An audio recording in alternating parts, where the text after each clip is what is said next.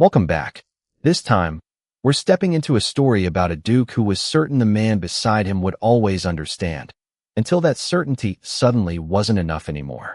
How much can one person quietly accept before something between two people begins to change? And when someone you thought you knew makes a choice you never expected, what does it take to understand what that choice really means? I hope you can get comfortable, set the rest of the day aside for a few minutes, and simply enjoy where this story takes you. There's no need to linger out here any longer. Let's begin. Adrien came home before sunset, still wearing the dark coat he used for council sessions, and found my room empty. Not messy, not abandoned in anger. Empty. The wardrobe door stood open with only a few wooden hangers left inside. The books beside the bed were gone. So was the chipped blue cup I had carried from house to house since I was 19, the one Adrien once called an ugly little thing, before quietly having its cracked handle repaired. He stopped in the doorway and said my name once, like I might answer from somewhere down the hall. Elias. No one did. I know exactly what happened next because Mrs. Harrow, the footman, and eventually Adrien himself filled in the parts one wasn't there to see. A footman appeared at the end of the hall, hesitated, and immediately regretted existing within Duke Wycliffe's line of sight. Adrien turned. Where is he? The poor man swallowed. My lord, Mr. Vale left this afternoon. Adrien stared at him. Left for where? He didn't say. That was the first thing Adrien couldn't solve. The second came a few seconds later. When is he coming back? The footman looked down.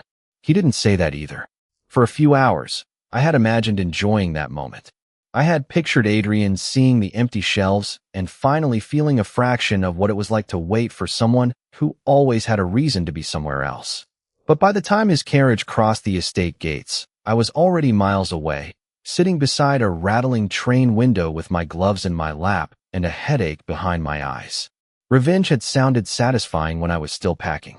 In practice, leaving mostly felt exhausting. I had taken only what belonged to me. Clothes, papers, 2 boxes of books, the blue cup, nothing dramatic, no broken portrait, no bitter letter on the pillow.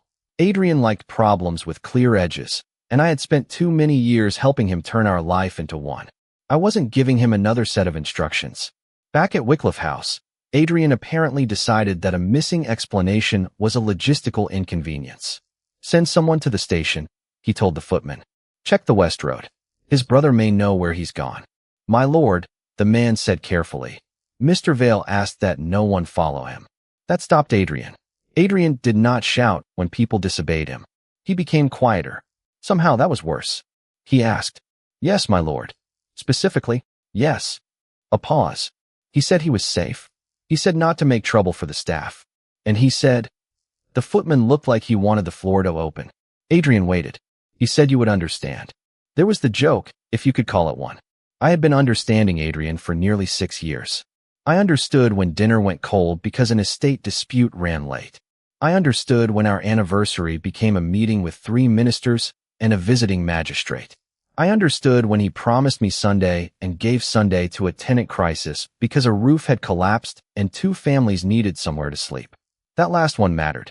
Adrien wasn't cruel. Cruel would have been easier. He was useful, dependable, maddeningly honorable. If a bridge washed out at midnight, he would be in the rain before anyone else had found boots. If a farmer's child needed a doctor, Adrien's carriage would be moving before the father finished asking. He carried everyone's emergencies like they belonged to him. For years, I had loved that about him. I had also made the mistake of believing that because his reasons were good, my hurt was unreasonable. So I became very good at saying, of course. Adrien became very good at believing me. On the train, a conductor stopped beside my seat and glanced at the leather case near my feet. Traveling far. Far enough, I said. He smiled like that. Answer made perfect sense and moved on. I almost laughed. A stranger had accepted my boundary faster than the man I loved ever had. The thought wasn't entirely fair, which was exactly the problem. Even while leaving him, part of me was still arranging his defense. Adrien had been raised to treat duty as something almost sacred. He didn't ask other people to carry burdens he wouldn't carry himself. He missed meals because other people needed him. He slept 4 hours a night because someone always needed something signed, settled, decided, repaired. And whenever I tried to tell him I was lonely, he never mocked me. He listened. He touched my hand. He said, I know this is difficult. Then, somehow, nothing changed. That was the wound I had never known how to explain without sounding selfish. He heard me. He simply assumed hearing me was enough. At Wycliffe House, Adrien crossed into my room at last. He didn't call for servants to begin searching again. That, at least, was new. Instead, he looked around. The blanket my aunt had sewn was gone. The drawer where I kept correspondence was empty. The little stack of music sheets by the window had disappeared. He opened the wardrobe, then another drawer, as though evidence might somehow become less true if he inspected enough of it. Finally, he noticed the desk. One page remained beneath the brass paperweight. Not a letter. A household list in my handwriting, written 3 weeks earlier. Linen repairs. Medicine for Mrs. Bell in the kitchens. New boots for Thomas, the youngest stable boy. A reminder to send Adrien's winter papers to his northern office before the first frost. Even while planning to leave, I had remembered what he would need. Adrien read the final line twice. Then his attention moved to the date. 3 weeks. I had started arranging my departure 3 weeks ago. 3 weeks during which I had eaten across from him, asked about counsel, reminded him to take his gloves, kissed his cheek before bed, and said I understood when he came home late. For the first time that evening, Adrien sat down. Not because he had discovered where I had gone. He hadn't. Not because he knew whether I was coming back. He didn't. He sat because the empty room had finally given him one answer he could not argue with. Whatever had happened between us had begun long before the day I left, and I had stopped believing he would notice. Adrien did not send anyone after me. That mattered more than I wanted it to. By the time my train reached Belhaven the next morning, I had spent half the night expecting to see one of his men waiting on the platform with a polite message that was really in order in better clothes. No one was there. Just a porter fighting with a luggage cart and a woman trying to keep 2 children from feeding biscuits to a stray dog.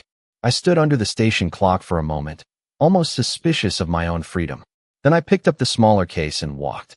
Back at Wycliffe House, Adrien apparently did something far less familiar to him than issuing instructions.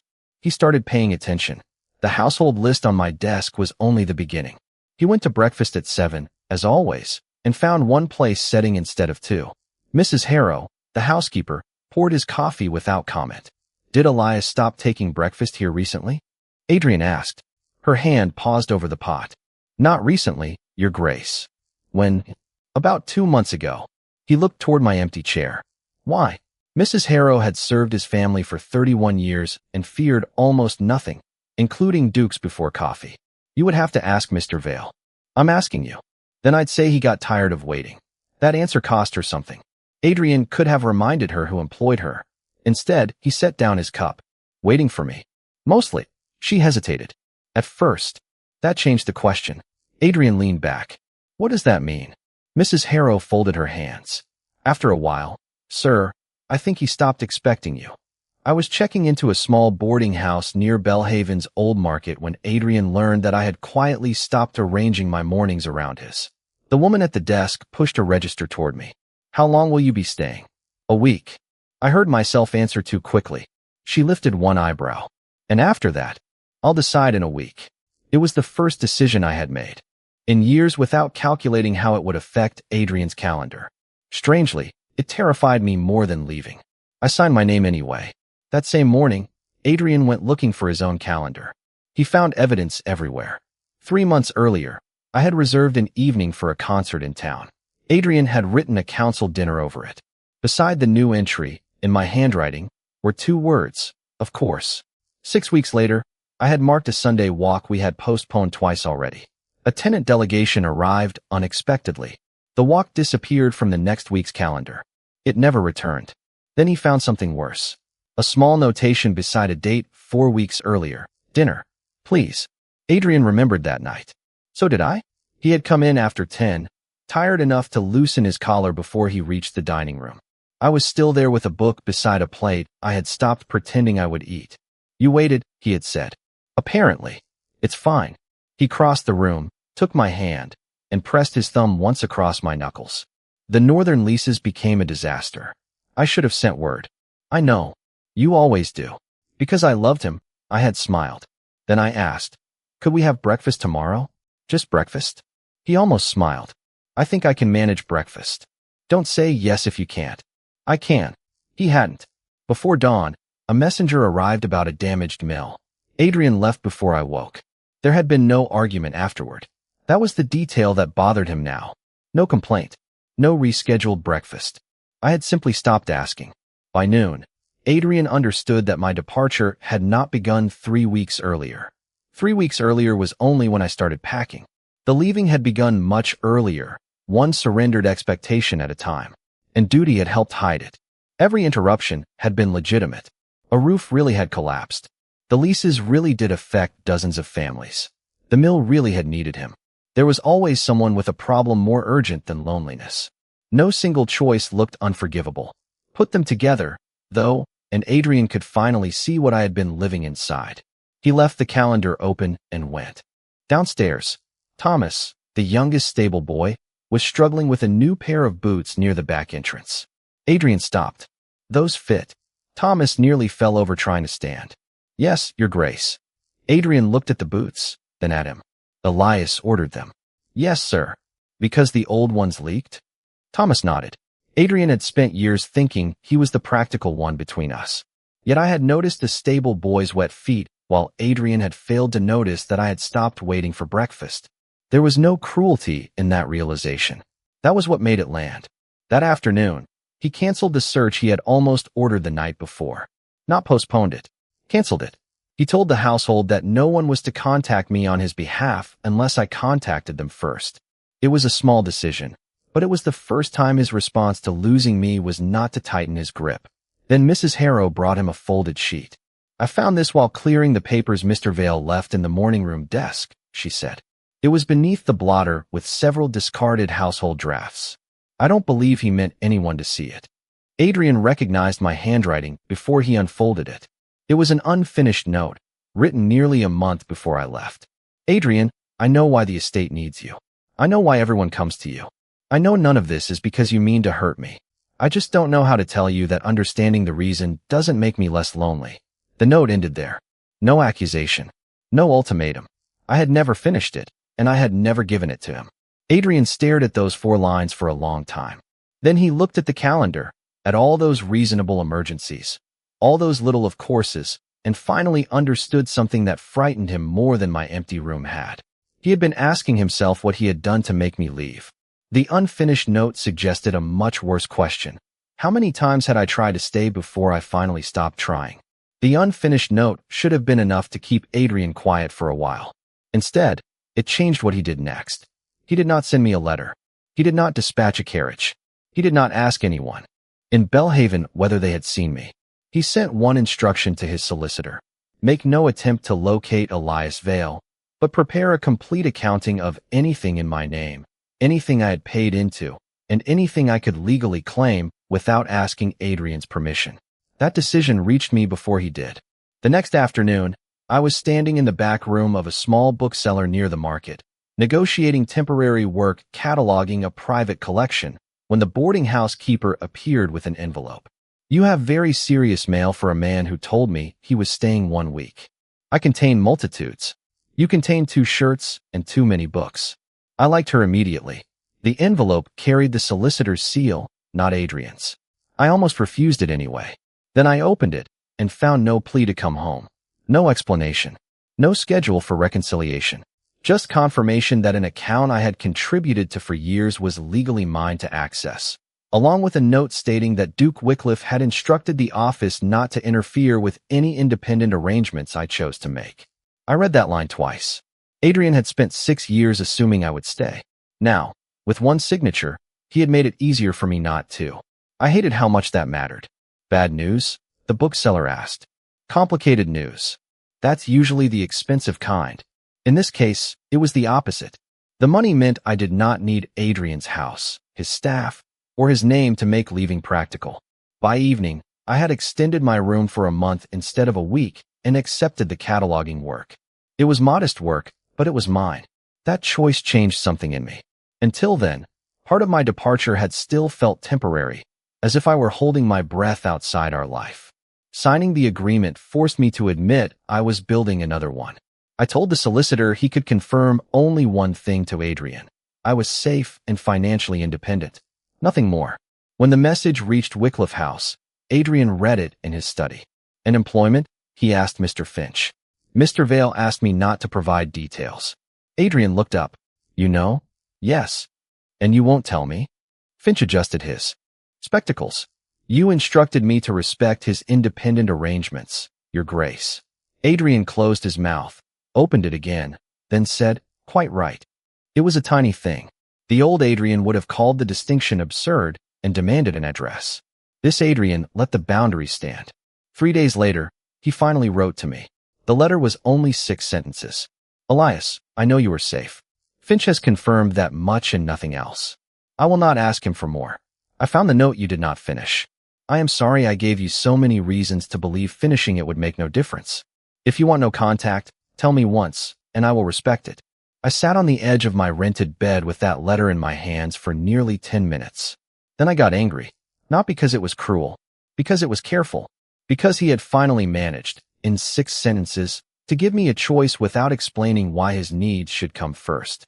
And some unfair part of me wanted to ask where that man had been when I was still at home. I wrote 3 replies and tore them up.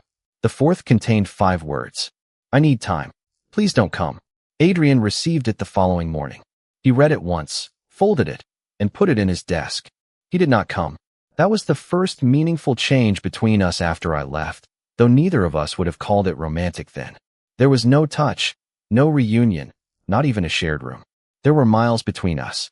But for the first time in years, I had told Adrien exactly what I needed, and he had not negotiated with me. The relief was almost embarrassing. It also frightened me, because boundaries are easier to defend against someone who refuses to respect them. Adrien respecting mine meant I could no longer reduce him to the problem I had escaped. Meanwhile, duty kept moving.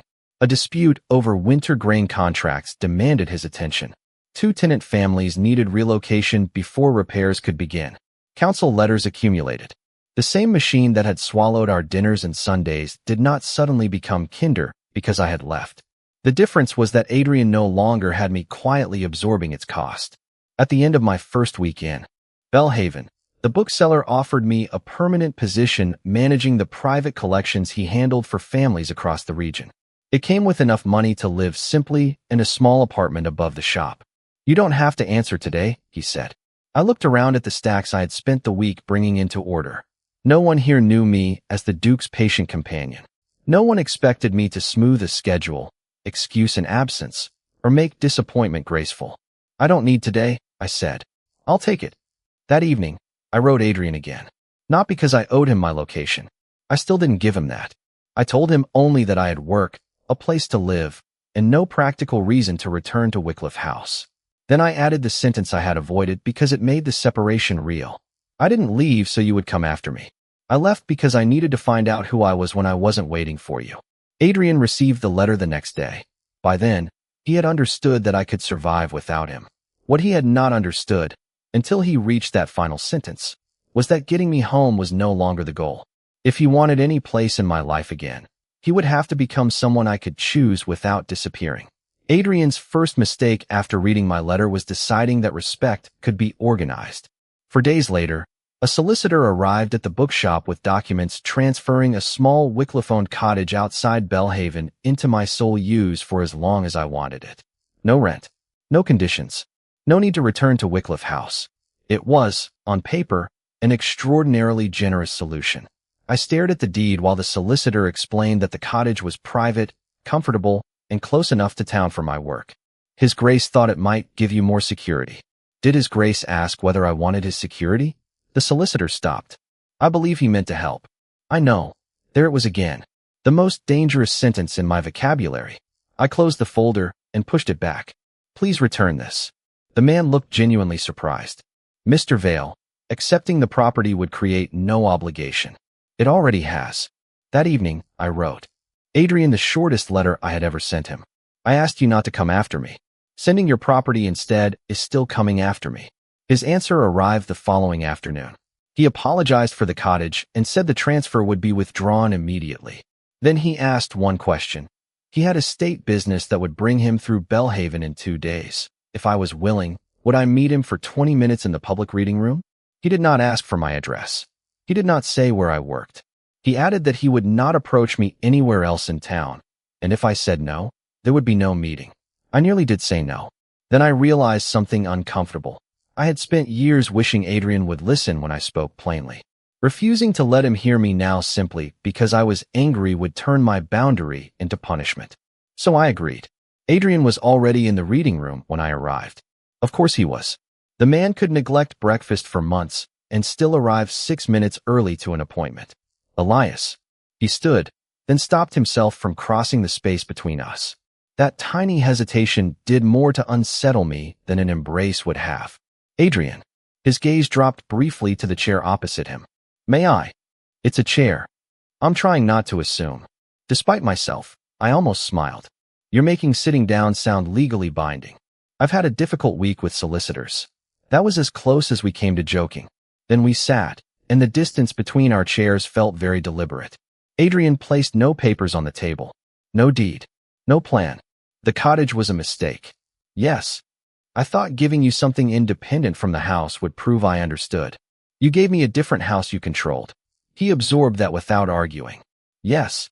That was new enough to make me pause. The old Adrien would have explained the legal structure, the absence of conditions, his intentions. This one simply let the consequence remain mine to describe. You keep trying to solve the part that frightens you, I said. Which part? That I might not come back. His jaw tightened, but he nodded. That frightens me. I know. And you shouldn't have. To make it less frightening for me. I looked away for a moment. He had learned at least one thing while I was gone, and I resented how relieved that made me. Adrien leaned forward, then caught himself and settled back again. Tell me what I'm getting wrong. You're still asking me to do the work. He went still. Explain. I laughed once, without humor. That. Exactly that. For the first time, he looked genuinely lost. Adrien could settle land disputes involving maps older than either of us. He could read a contract and find the one sentence everyone else had missed. But sitting across from me, he wanted instructions for how not to require instructions. I don't know how to fix something I don't understand, he said. Then stop trying to fix it for 5 minutes. Silence. He actually did. Outside the reading room, someone rolled a cart over uneven stones.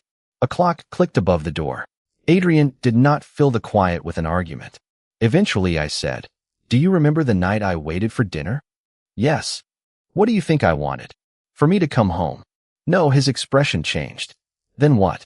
I wanted to know that sometimes I could matter before something became an emergency. He started to answer, but I kept going. I never wanted you to leave families without roofs. I never wanted the mill to fail.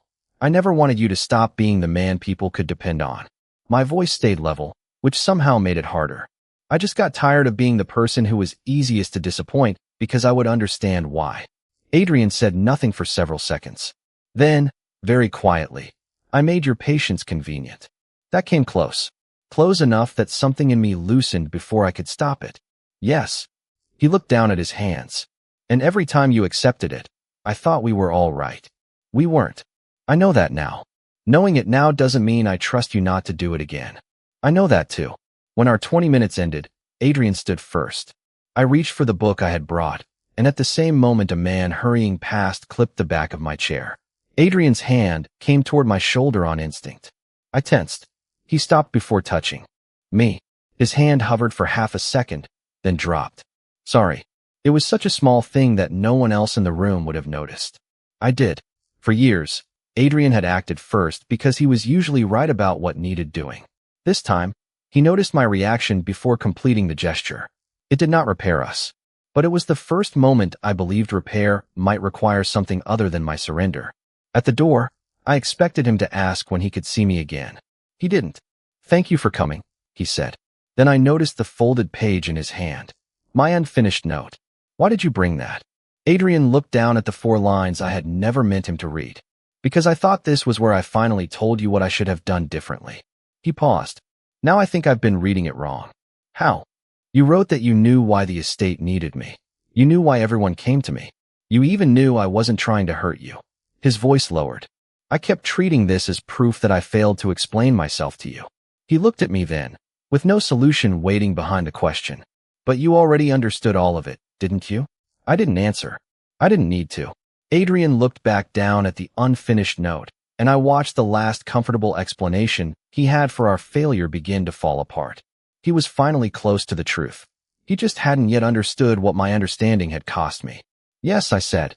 It was the first word I gave Adrien after he asked whether I had understood all along, and it changed the conversation more than anything else I could have said.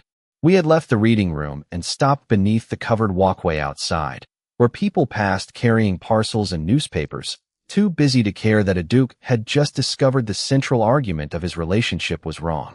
Adrien still held my unfinished note. The leases, he said. You understood why I went. Yes. The mill. Yes.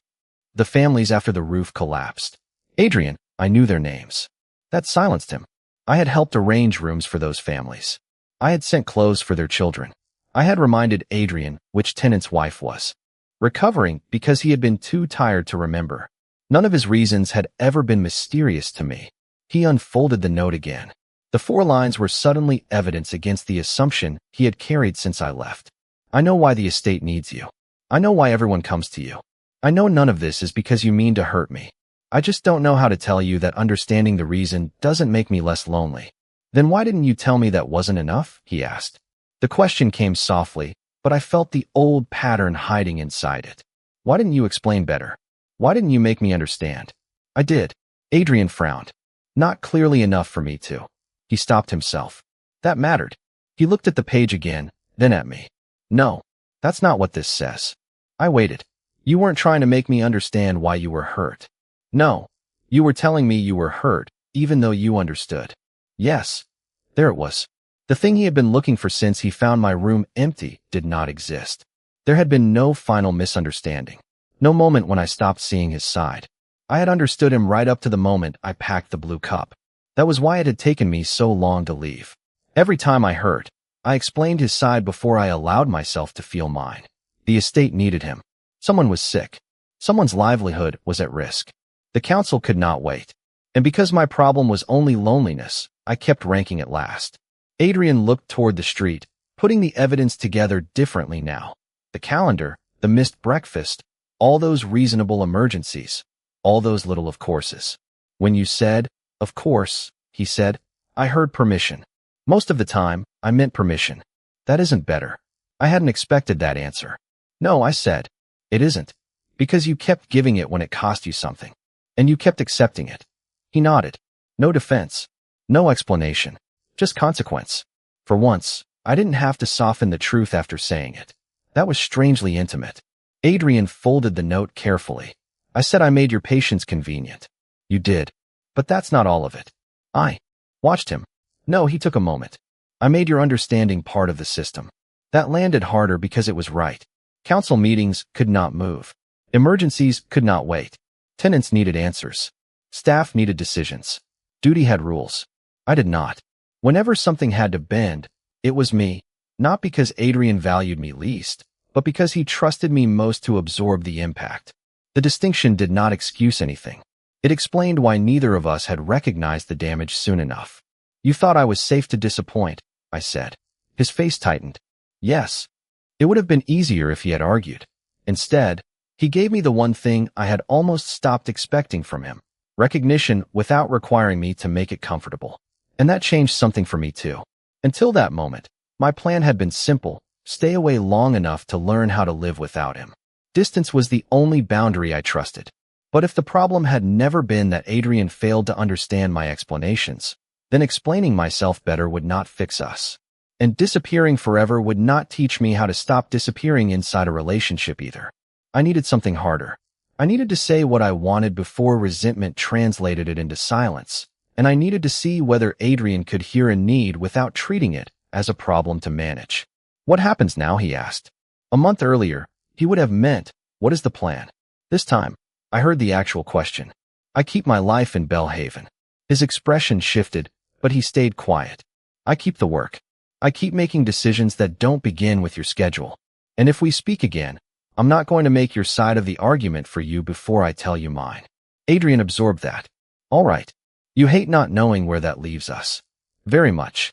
Good. That almost earned a smile from him. Almost. He looked back toward the reading room. I should go.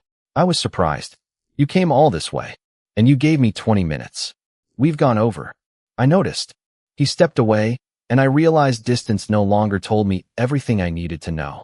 If Adrien could respect the space between us, eventually I would have to decide whether I wanted that space forever. Adrien. He turned. The cottage. It's already being withdrawn. You decided that before today? After your letter. He paused. Apologizing while leaving the offer in place would still make the offer your problem. That was the first thing he had corrected without waiting to see whether I would reward him for it. It frightened me more than the deed had. Adrien left Belhaven that afternoon. He did not ask when he could return. He did not send another letter that week. Instead, at Wycliffe House, he did something I would learn about later. When the next council request arrived marked urgent, he did not automatically clear every private commitment, take the entire burden himself, or assume someone close to him would absorb whatever that choice cost.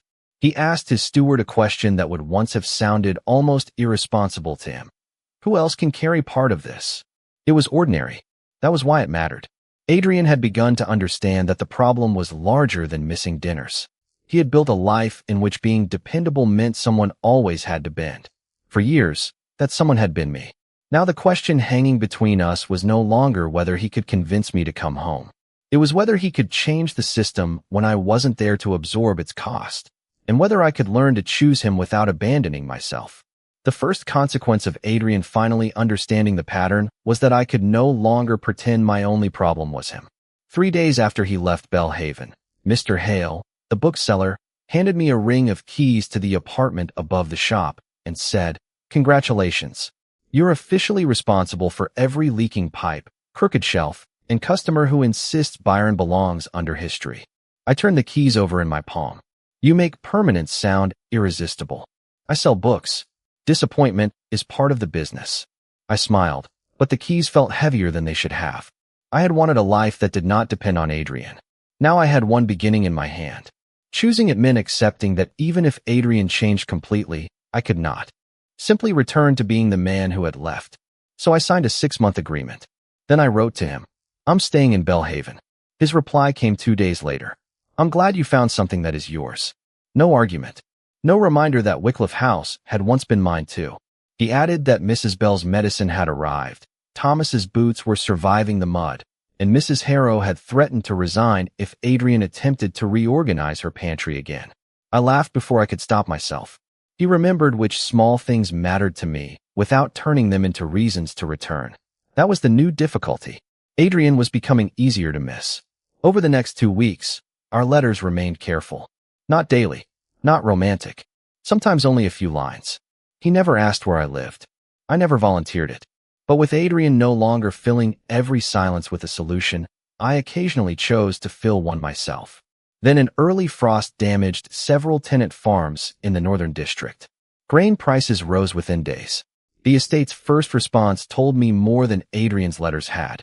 Instead of taking every decision back into his own hands, he authorized district stewards to purchase emergency grain within fixed limits, while Finch prepared the legal notices required to record that delegated authority.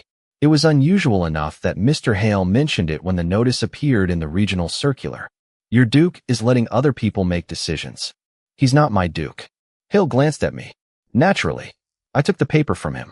The notice explained that emergency purchasing delegated to district officers remained their operating authority unless formally revoked through the estate and council process, rather than disappearing whenever Adrien left the district. I read that paragraph twice.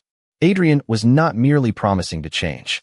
He was building a system that did not require him to be the only useful man in it. The council reacted almost immediately. They questioned the emergency release and demanded supporting tenancy records before recognizing grain claims for several households. That was how Adrien's crisis reached my work without Adrien sending it there. Hill managed private collections for old families across the region, including estate papers that had changed hands through inheritance and sale. One collection we were already cataloging contained Wycliffe area tenancy ledgers. "These might matter," I said, turning a brittle volume toward Hale. "Then establish where they came from before you establish what they say," he replied. That was his rule with everything valuable. Provenance first, interpretation second. So I did. Intake register. Previous owner's catalog. Transfer date. Binding description. One volume had lost its seal years earlier, but Hale's records described that same damaged binding when the collection entered his care, and an older repair invoice preserved with the papers mentioned the missing seal long before I ever touched it. Only after tracing that chain did I read the tenancy clause itself. 12 families were guaranteed access to grain after crop failure. I sent Finch copies of the clause along with the provenance records and my authentication notes. Not Adrien. Finch replied that the evidence could prevent weeks of dispute, but warned that if the council challenged authenticity, the person who authenticated the records might eventually have to stand behind them.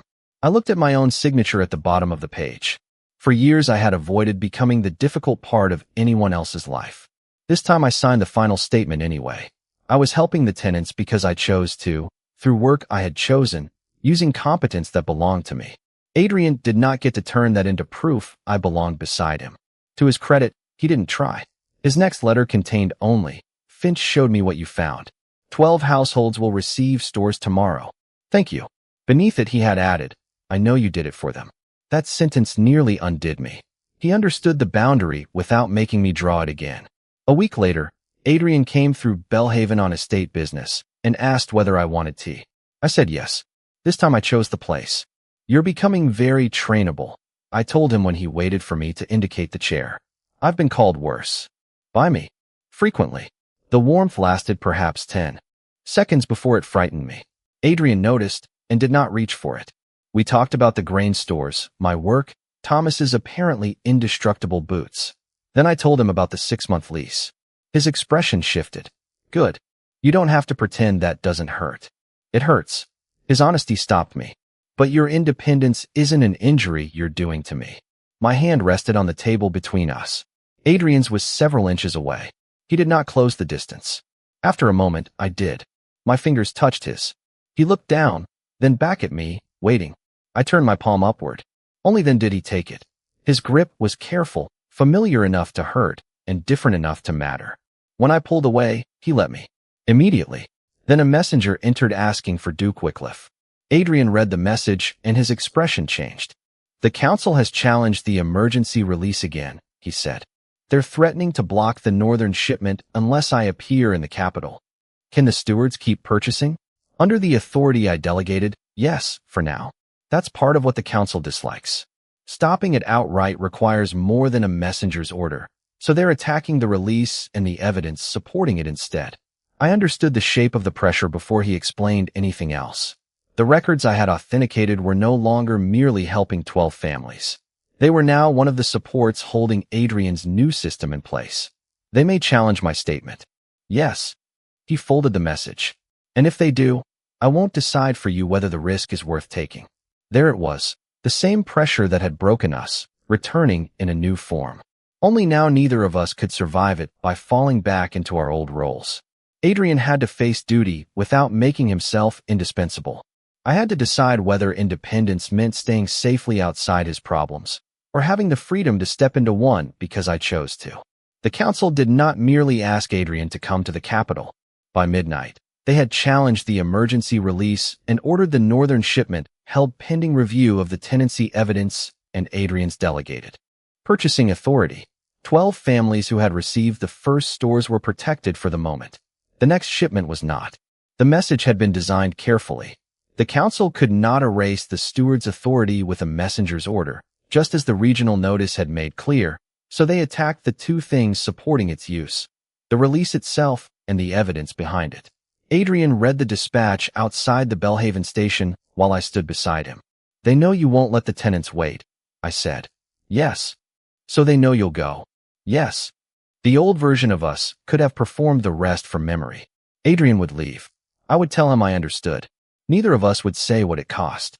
Instead, he folded the dispatch. "I'm going to the capital. Finch will challenge the hold through the formal process. Your authentication may be challenged too. You think they'll come after Hale? I think they'll examine every link in the provenance you established." That was not protection disguised as an order. It was information. He let me decide what to do with it. "Then go," I said. "I'll speak to Hale." Adrien studied me for a moment. "All right." No command. No argument. He boarded the train. I went back to the bookshop. By morning, the council had found the pressure point Adrien predicted. Hale received a formal notice demanding the original ledgers for review and warning that his authorization to manage private collections could be examined if his records had been mishandled or falsely authenticated. It was not an instant power to close his business. It was worse in a quieter way. They could force him to defend the integrity his business depended on. Hale read the notice twice and handed it to me. Can they take my license because you found a clause they dislike? Not without establishing misconduct. I looked at the demand again.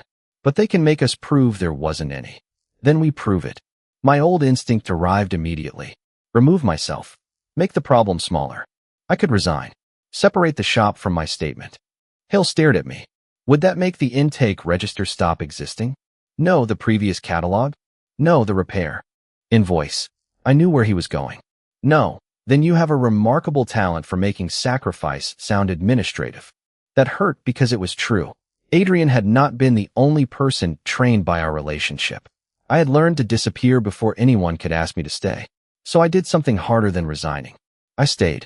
We laid the original ledger beside Hale's intake record, the previous owner's catalog, and the old repair invoice describing the damaged binding and missing seal years before I touched it. The chain held. I prepared a fresh statement explaining exactly what I had authenticated and exactly what I had not. Then I signed my own name. By afternoon, Adrien knew. His message came through Finch. I expected an argument disguised as concern. Instead, Finch showed me your statement. I wish you were not exposed to this. I also know wishing does not give me the right to remove you from it. Tell me what support you want, if any. I read that last sentence 3 times. Then I wrote back. Keep the grain moving. That's the support I want. His answer was simple. I will. 2 days later, Finch arrived in Belhaven with the council's proposed compromise. They would release the held shipment, stop pressing Hale's records, and remove my authentication from the immediate dispute. In exchange, Adrien had to withdraw his challenge and accept a permanent restriction on the independent emergency authority he had just begun distributing to the district stewards. So everyone is protected today, I said. And the next emergency? Finch's expression answered before he did. The estate would have to wait for council approval. There it was again, the arithmetic that had shaped our relationship. Solve the urgent problem now.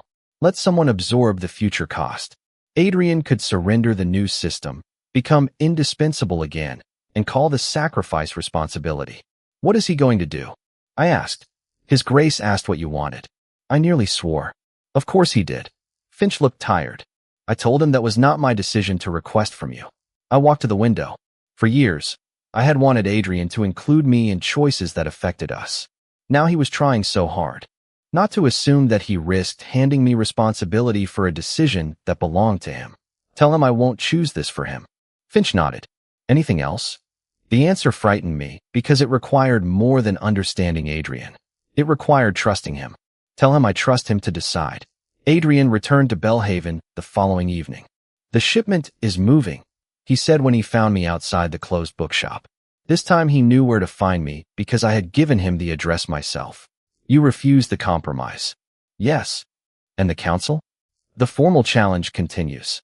The stewards still have the delegated purchasing authority. Finch is contesting the hold through the process already on record rather than surrendering that authority to make today easier. Hale. Still under review, but they have to prove misconduct. Your provenance records make that difficult. My statement. Still part of the record. His voice tightened, which means they may require you to defend it yourself. The old Adrien would have hidden that cost until the decision was made. This one stood there and let me see it. Are you sorry you refused? No, then he added. I'm sorry the cost reaches you. That's different. I'm learning. For a moment, neither of us moved. Then he said, you told Finch you trusted me. Don't make me regret it. I'm trying very hard not to. His hand lifted, then stopped short of me. I closed the remaining distance. His palm touched my cheek only after I leaned into it, and a moment later his forehead rested against mine. Quiet. Careful. Nothing assumed. I could have stayed there. That was exactly why I stepped back. Adrien, I need you to hear this before we go any further. Even if we fix us, I'm not giving up Belhaven. I'm not giving up my work. And I will never go back to being the part of your life that bends whenever everything else refuses to. The words could still cost me him. Adrien was silent long enough for me to feel that risk. Then footsteps sounded behind us. A council courier handed me, not Adrien, a sealed order. My name was written across the front. The hearing had been moved forward, and because my signed authentication now stood at the center of the challenge, I was formally summoned to defend it.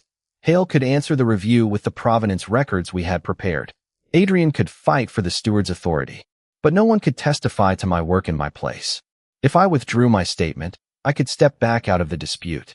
If I stood by it, I would have to walk into the institution that had taught Adrien all his life that private cost was simply what responsible people absorbed. Adrien read the order only after I handed it to him. Then he gave it back. He did not tell me what to do. For years, I had made myself easier to lose because I was afraid of becoming difficult to love. Now the choice in my hands demanded the exact opposite. And this time, no one else could make it for me. I signed the summons the next morning and told Adrien I was going to the capital. Not because he wanted me there. Not because the council had frightened me into proving something. Because I had put my name on the evidence, and withdrawing it now simply to make the pressure disappear would be the same habit that had followed me out of Wycliffe House. Make myself smaller, so someone else's problem becomes easier to manage. Adrien read my decision in silence. "You're certain?" he asked. No, that surprised him. "I'm still going." He nodded. "Then I'll make sure you have access to every record you authenticated. Not protection, only if you ask for it." I held his gaze. "I'm asking for the records. You'll have them." That was all. No attempt to change my mind. No promise to stand in front of me. The hearing chamber was smaller than I expected. 3 council members sat behind a raised table with the tenancy ledgers, Hale's provenance records, and my signed statement arranged in front of them. Finch sat behind me. Adrien stood several feet away, close enough to be present and far enough not to make my testimony look like his. The chairman began politely. "Mr. Vale, you authenticated the tenancy records used to justify the emergency grain release?" "Yes." "While employed by a private bookseller whose records are now under review?" "Yes." "And while maintaining a personal relationship with Duke Wycliffe?" There it was. They wanted my relationship to become a reason my evidence could not stand on its own. 6 weeks earlier, I might have rushed to explain myself. Instead, I said, "If you believe the records are false, show me where." The chairman frowned. "That was not my question. It is the relevant one." He opened the disputed ledger. "This volume lacks the original estate seal." "Yes." "Then your authentication is incomplete." I looked at the ledger, then at the provenance file Hale and I had prepared. "No. The condition of the seal is incomplete. The provenance isn't." I asked permission to approach the table. The chairman hesitated, then allowed it. I placed Hale's intake record beside the older catalog and the repair invoice we had found with the collection. The intake record identifies this volume by title, date, and binding condition. The previous owner's catalog identifies the same volume. The repair invoice describes the missing seal years before the book entered Hale's care. I authenticated the continuity of those records and the tenancy entries within the volume. I did not claim the seal was intact. The chairman looked at Finch. Finch said nothing. He didn't need to. The evidence was already there. The council had taken a damaged seal and treated the damage as proof that the entire chain was unreliable. I had spent days proving the opposite. The chairman turned toward Adrien. "Your Grace, do you endorse Mr. Vale's interpretation?" Adrien did not move. For 1 second, I saw the instinct he had spent months learning to resist. He could answer. He knew the estate records better than anyone in the room. He could make my argument stronger in 10 seconds. Instead, he said, "Mr. Vale is the person who authenticated the records. Surely you have an opinion." "I do." He looked at me. "But you asked for his." That was the moment I understood what trust looked like when it cost something. Adrien was choosing not to use his authority to make mine unnecessary. The chairman returned to the emergency release. The council argued that even if the tenancy clause was genuine, Adrien's delegated purchasing authority allowed the district stewards to spend estate funds without direct approval. They wanted that authority withdrawn before releasing the next shipment. Adrien had already faced that choice. He had refused their compromise in Belhaven. The authority was documented in the regional notice and in the estate delegation Finch had filed before the dispute escalated. The council could challenge it through the formal process. They could not erase it with an order simply because they disliked its consequences. Then the grain remained subject to challenge, the chairman said. and families may suffer while you defend your authority. Adrien answered quietly. The stewards are already authorized to purchase within the limits filed with the estate. They do not need to wait for me to return from the capital. No triumph. No new rule. Just the system he had built before this hearing being used for exactly what he had built it for. The council's immediate leverage disappeared. They could continue the larger dispute, but they could no longer hold 12 families hostage to force Adrien into surrendering the authority he had delegated.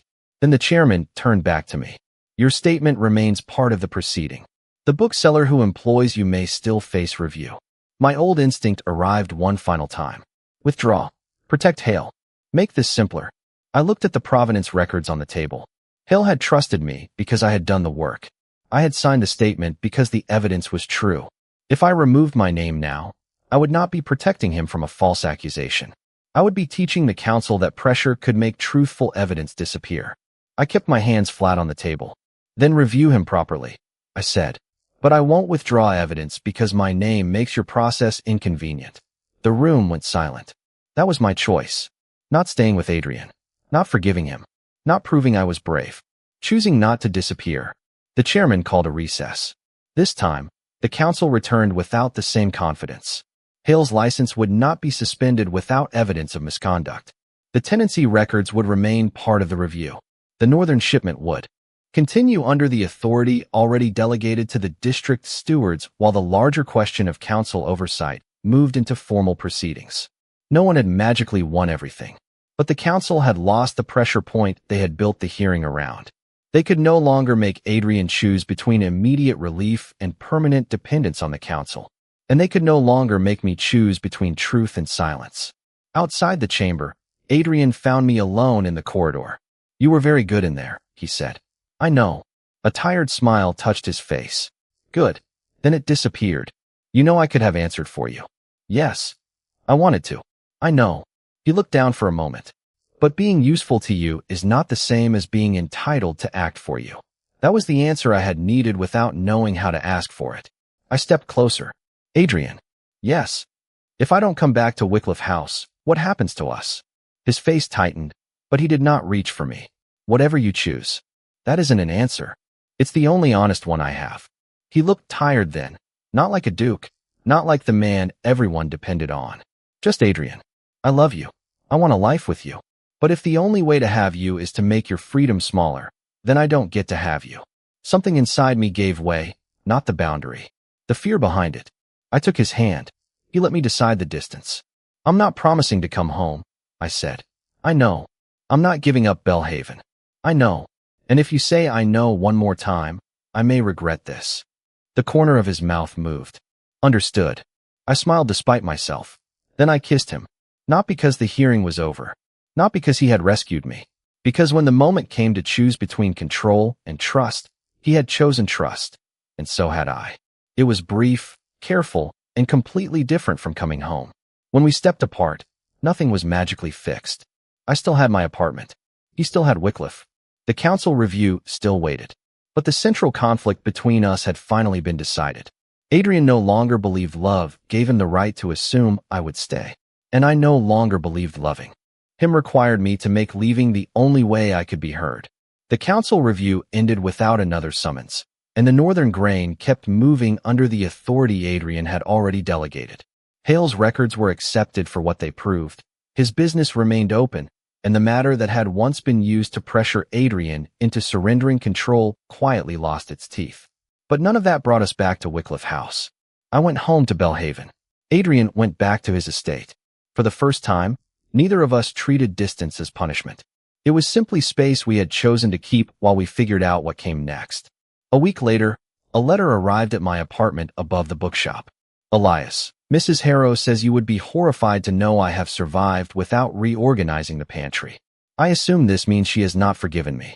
There was a second line beneath it. She also says the blue cup has been repaired properly this time. I stared at that sentence longer than I meant to. The cup had been with me when I left. Adrien knew that. Mrs. Harrow knew that. But neither of them was asking me to return it. They were simply letting me know it was remembered. I wrote back that the pantry was probably safer without him. His reply came the next day. Cruel, but fair. I laughed. It felt good. Not because everything was suddenly easy, but because the old tension between us had finally made room for something lighter. On Saturday, Adrien came to Belhaven. He did not arrive at my apartment. He waited downstairs at the bookshop and sent word through Hale that he was there. Hale looked at me over the top of his spectacles. He says he'll leave if you're busy. He actually said that? Repeatedly. I closed the ledger in front of me. Give me 5 minutes. Adrien was standing outside when I stepped into the street. He looked toward the shop, then at me. I wasn't sure whether you'd want me here. I wasn't sure either. That's fair. He held out his hand, not quite touching mine. I looked at it, then took it. We walked without a destination for a while. That was new too. No appointment.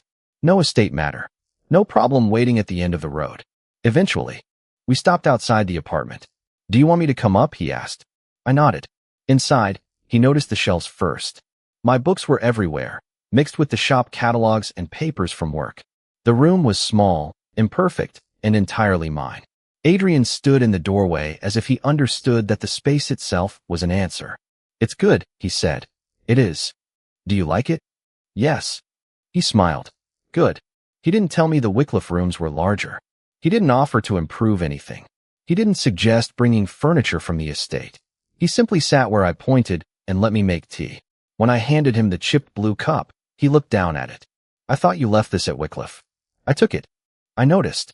I raised an eyebrow. You noticed? Apparently, I notice more now. I laughed softly. Don't become unbearable about it. I'm trying to remain humble. We sat there until the tea went cold. At some point, Adrien reached for my hand. I let him keep it. The intimacy felt less like returning to something and more like building something we had never quite managed before. He told me the estate had changed in small ways. District stewards now handled emergencies without waiting for him to personally carry every decision. Mrs. Harrow had started refusing his attempts to help in the kitchen. Thomas had become convinced the Duke was finally learning how boots worked. I told him about my work, the collections I was cataloging, and the fact that Hale had given me responsibility for an entire section of the shop. Adrien listened, really listened. He asked questions without turning my answers into plans. When I finished, he said, I'm proud of you. The words could once have felt like permission. They didn't. I had not needed his approval to become someone I respected. Now his pride was simply something I could receive without owing him anything in return. Later that evening, Adrien asked, would you come back to Wycliffe? I looked at him. There was no demand in his face. No assumption. Just a question. Not like before. I know. I mean it. I keep Belhaven. I keep my work. I come because I want to, not because the house needs me. Adrien nodded. Then that's what we do. It was almost absurdly simple. No grand promise. No bargain. Just two people finally understanding that choosing each other meant leaving room for each other to remain whole. A few days later, I returned to Wycliffe House for the first time since I had left. Mrs. Harrow met me at the door and hugged me before remembering Adrien was standing behind her. Forgive me, Your Grace. Adrien glanced at her. For what? She smiled. Nothing. The house felt familiar without feeling like a trap. I walked upstairs alone. My old room was still there. The wardrobe stood open. The shelves were empty. The room had been left almost exactly as Adrien found it, except for one thing. On the desk sat the blue cup, repaired again. Beside it was a small note in Mrs. Harrow's handwriting. Thought you might want somewhere to put your tea. I smiled, then heard Adrien stop in the doorway behind me. He didn't ask whether I was staying. He didn't assume the room belonged to me again. He only said, where would you like it? I picked up the cup and looked around the room that had once been the clearest proof that I had disappeared. Then I carried it downstairs to the kitchen, where there was already a place waiting at the table. Not my old place, not a place assigned to me, but one I could choose. Adrien pulled out the chair beside him and waited. This time, I sat because I wanted to. That ending feels a little warmer when you let it settle, doesn't it? I'd love to know this. If you were Elias, would you have chosen to keep Belhaven and build something new with Adrien? Or would the hurt have made choosing him again too difficult? And if you were Adrien, what would you have had to change before you could honestly ask for that second chance? Tell me where you landed in the comments. I'd genuinely love to hear your take. If stories like this are your kind of escape, a like and a subscription are always appreciated. And thank you for spending these minutes with me. I hope the rest of your day, or your night, is peaceful, gentle, and good to you. Take care of yourself, and I hope I get to share another story with you soon.